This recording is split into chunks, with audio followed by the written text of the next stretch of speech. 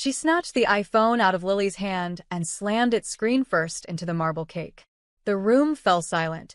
Frosting, shattered glass, and gasps frozen mid-laugh. My daughter's sweet 16 died right there in that bakery-rented room, under pink streamers and cheap disco lights. My name is Rachel Monroe. And from wherever you're watching this, stay with me. Have you ever looked at your own family and wondered if they were secretly rooting against you?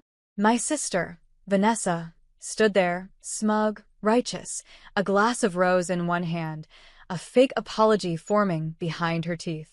Lily's face crumpled, silent, too stunned to cry. I stepped forward, fists clenched, but my mother's shrill voice pierced through the tension. Rachel, don't escalate. Escalate?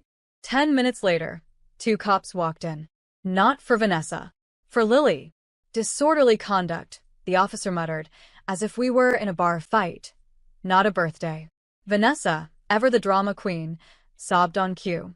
She told them my daughter attacked her over a simple misunderstanding. I stood in front of Lily, shielding her, but then my father handed over a signed witness statement. So did my mother.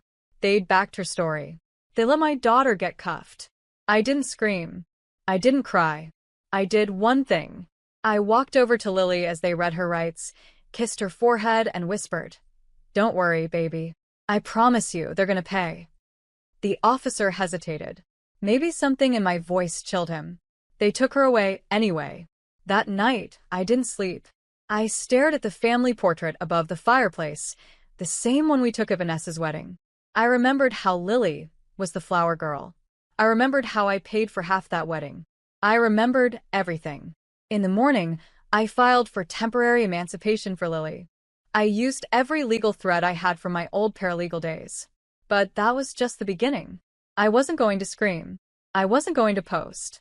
I was going to destroy every lie they ever built from the inside. And 3 months later, my mother couldn't sleep.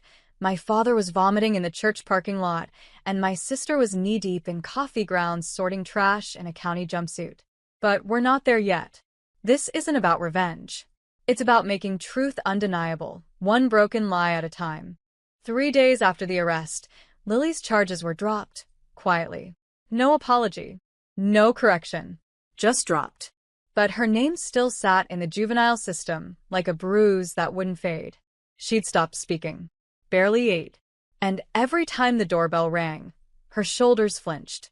I knew I couldn't fix it with hugs. Not this. I needed something bigger, surgical, permanent. I started with the police report. My sister's version had been signed by both my parents. They claimed Lily had thrown the phone and lunged. I requested the venue's security footage through a lawyer friend. Turns out, the camera caught everything. The smash, Vanessa's smirk, and Lily's stunned silence. No lunge.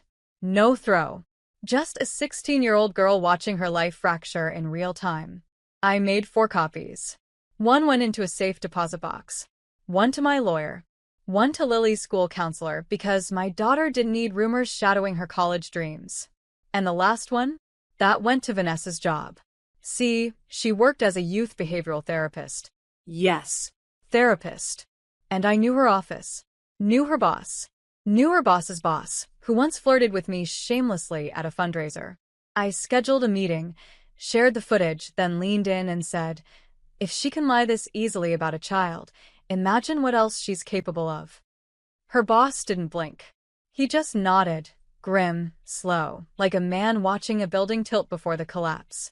She was put on immediate suspension. Vanessa exploded, of course. Called my phone 32 times in one night.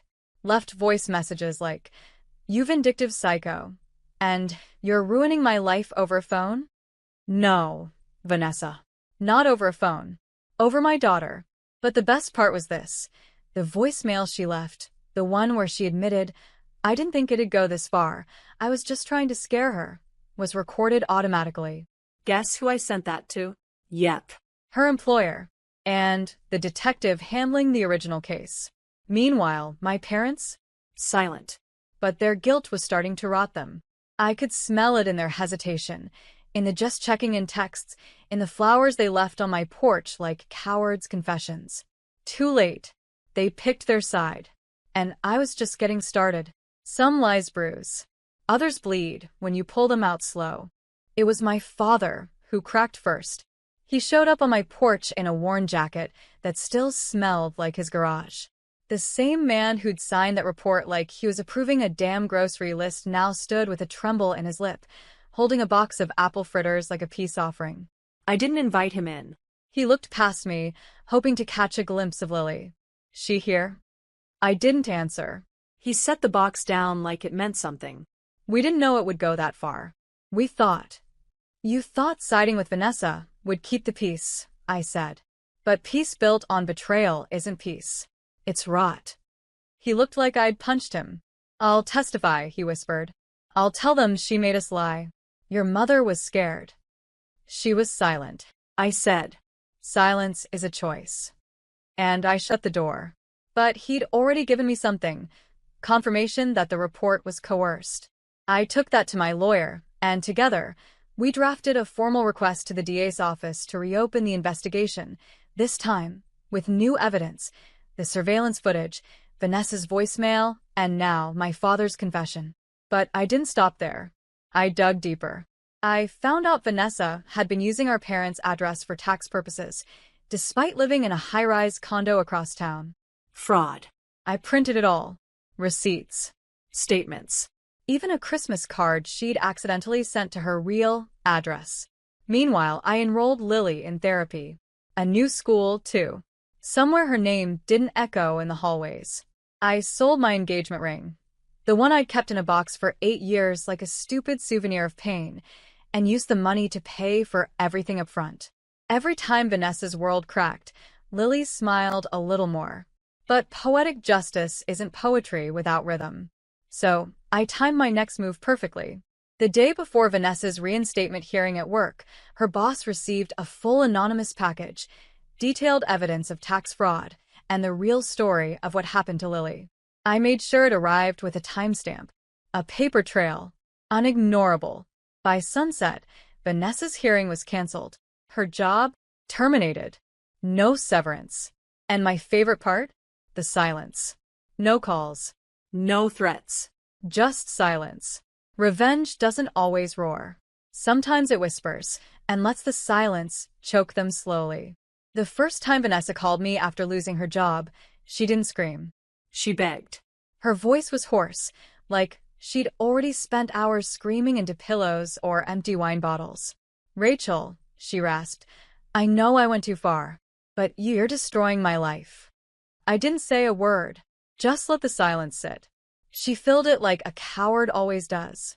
It was just supposed to scare her. Lily was always spoiled.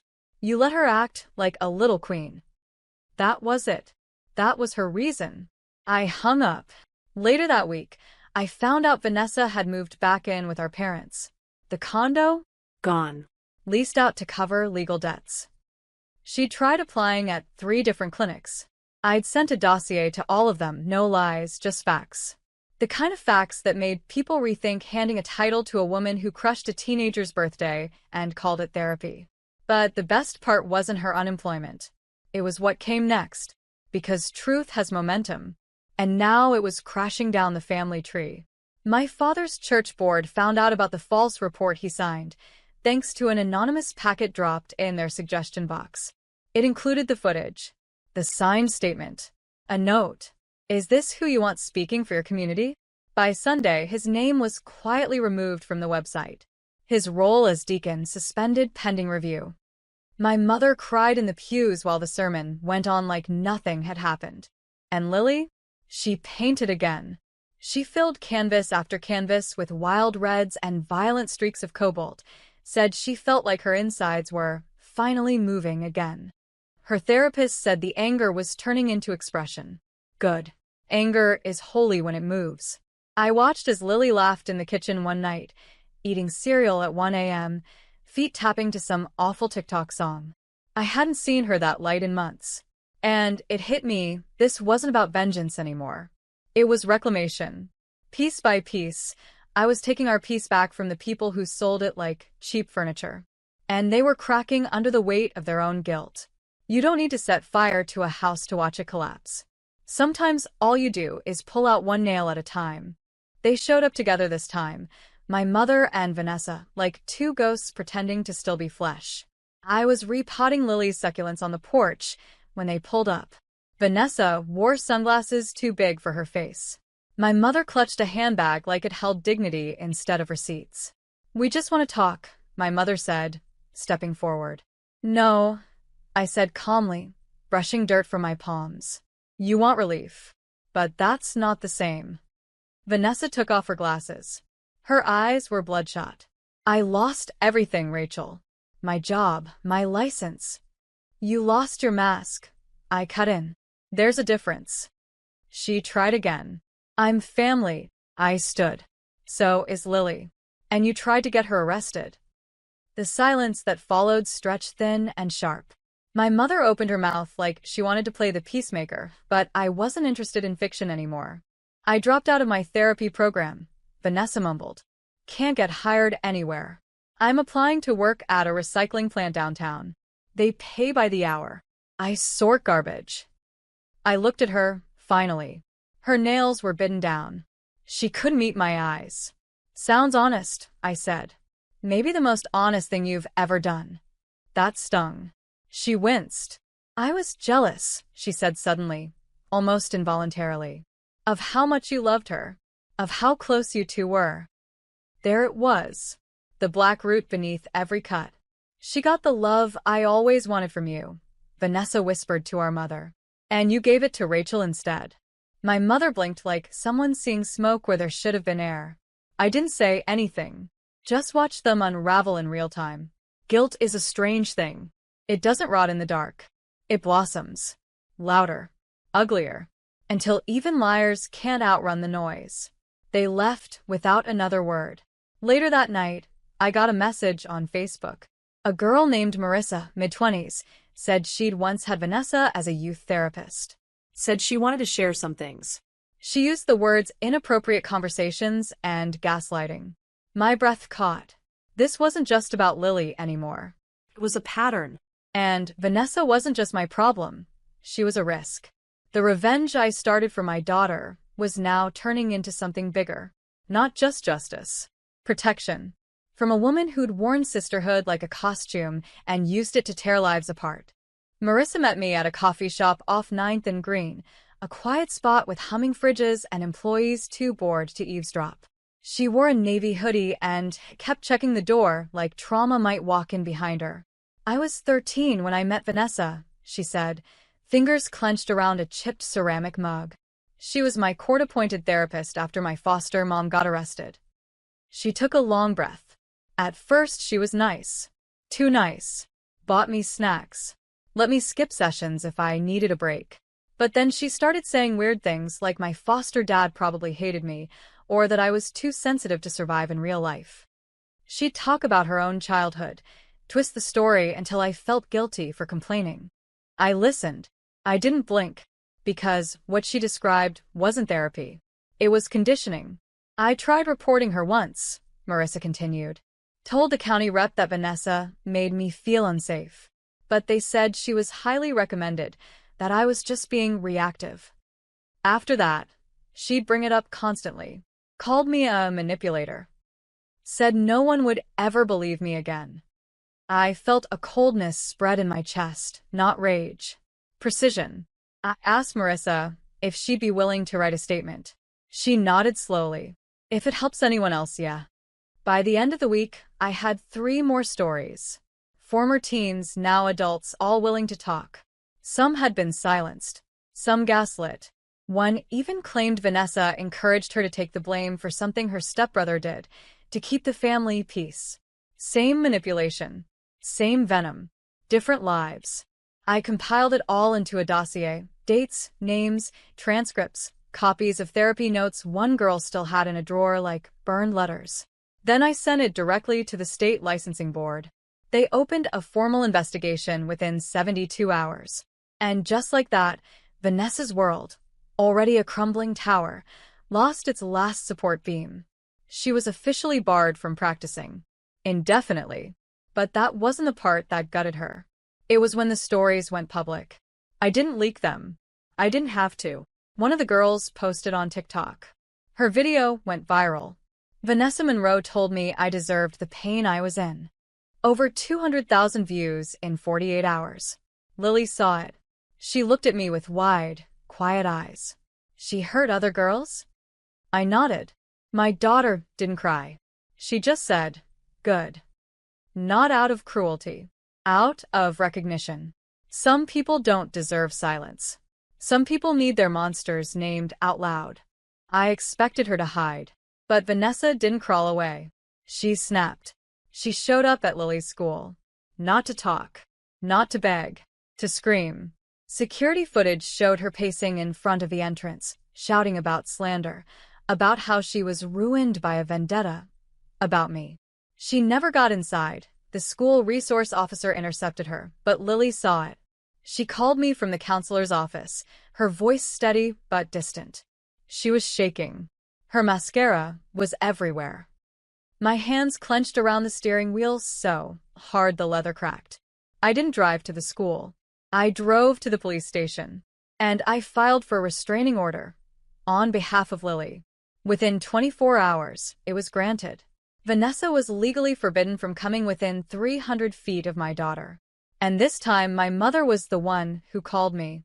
"She's spiraling," she whispered. She's not eating. She said she's being followed online. "Tell her to take it up with her victims," I replied. "But she's your sister." "No," I said. "She used to be." The county reached out next.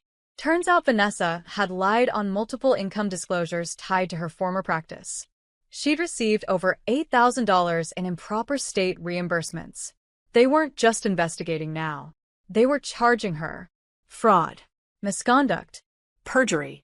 And in the final twist of fate, Vanessa was offered a choice: plead out and do 6 months of community service plus repayment, or risk a full trial. She took the deal. So, 3 months after smashing Lily's iPhone and calling the cops on her, Vanessa Monroe was sorting garbage in a reflective vest behind the very courthouse that once processed my daughter's arrest. That's where I saw her. Lily and I were walking out of the building after a final hearing to seal her juvenile record permanently. She was free. Clean. Vanessa looked up and froze. Our eyes locked. And I didn't smirk. I didn't sneer. I just put my arm around my daughter and walked past her like she was exactly what she'd become. Unimportant. Because the truth was, this was never about revenge anymore. It was about correction. She tried to bury a child with lies. And the world made her dig her way back out, with trash bags and broken pride. Poetic, maybe. But the final chapter hadn't been written yet. Not until I gave my parents one last gift. A gift wrapped in truth. And signed in legal ink. I waited until Christmas Eve. The day our family used to gather, like we weren't splintered bones. When everyone dressed fake, smiled fake, and prayed over food they'd tear each other apart for later. This year there was no dinner. No tree. Just a knock at my parents' front door, and a thick white envelope sliding across their welcome mat. Inside, a formal notice. A civil suit. Filed by me, on behalf of Lily Monroe, minor turned victim, now represented with full legal standing. Charges: defamation, emotional distress, filing of a false police report. Defendants: Vanessa Monroe, Thomas Monroe, and Carol Monroe. That's right. I sued all three. They thought this was over. They thought community service and silent shame was the ending. But justice, real justice, doesn't whisper. It roars. The evidence was airtight. The security footage, the voicemails, the school counselor's report, my father's own confession, and Vanessa's unhinged visit to Lily's school, that sealed it. The best part? My attorney offered a deal. Withdraw the suit if my parents issued a public retraction of the report, a full apology to Lily, and agreed to financial restitution, $25,000 in damages for therapy, schooling, and emotional recovery. They refused. For 2 weeks. Then my father showed up at my door. His hands trembled as he held out a signed, notarized statement. My mother's name shakily printed beneath his own. I was wrong, he whispered. We both were. I didn't take the paper. Lily did. She stood in the doorway, taller now. Clearer. Stronger. She read every line. Then nodded. We accept. I never said a word. Didn't need to. The silence was loud enough. And Vanessa? She moved to a studio apartment an hour away. No job. No title. No audience. Her name now floats in Reddit threads and whispered DMs, a cautionary tale in teacher groups and youth therapy circles. She will never work with children again. As for Lily, she graduates next spring. Got into Emerson College with a personal essay titled, How My Mother Broke Generational Silence. She paints again. She laughs loud. She lives without fear. And me? I sleep. Deep. Unbothered. Because some stories aren't revenge.